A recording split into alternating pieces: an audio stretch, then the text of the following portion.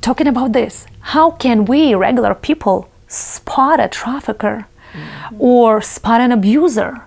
Like, let's say the person is not selling anyone, but he's abusing his own child. That's hard to pronounce even, or he's abusing someone else. Like, how can we see and what can we do about it? I'll speak on the trafficking part of it. So on a trafficker, how do you spot a trafficker? I mean, there's so many different aspects of this and determining it, but usually when you're out on the road, like a truck stop, a hotel, in the airport, bus station, railroad station, you can, if you know the signs of trafficking, you typically spot it. Now, before I started doing all this training and really reading up on it and really trying to get more informed about the situation, I had no clue. But now that I'm out there traveling and know how to spot it, you can see it. So typically, it's usually a young girl. It could be a young boy, but statistically wise, a young girl.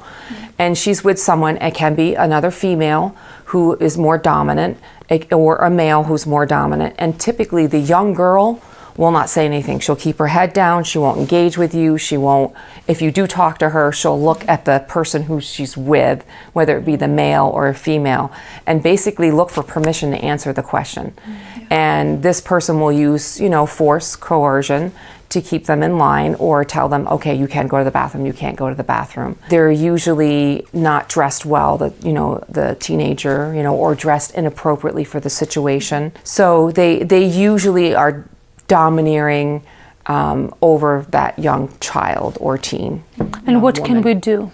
Well, can we report somewhere? Yeah, actually there is a 1-800 number at Safe House Project. You can do that, and there's actually an app for that, and we can put these on the film at the end. And there's also the 1-800 trafficking number nationwide that you can call that.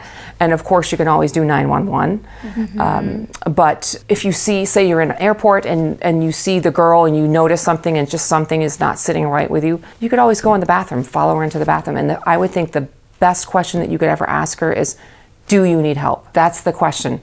Do you need help? And I wouldn't ask her much more questions than that. And if she says yes, keep her in the bathroom, do your 911 or call the 1-900 number. But there's usually police in the airport. I mean, I would probably do a little bit more, but I don't recommend that for everybody.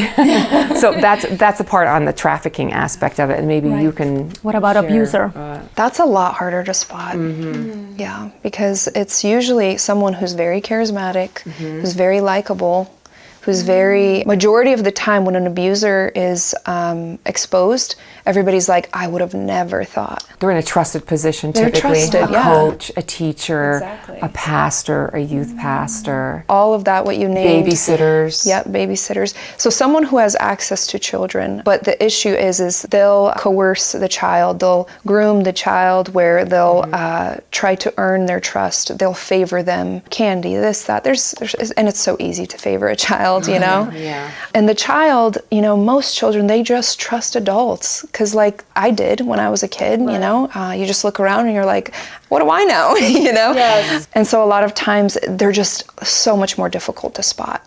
And so that's why, for prevention's sake, it's not about spotting the abuser, but it's more so training up the child to learn what's okay, what's not okay, for them to learn to sense what's wrong and to step out and to speak out about it. Right. Is there any clue that we can see in a child behavior?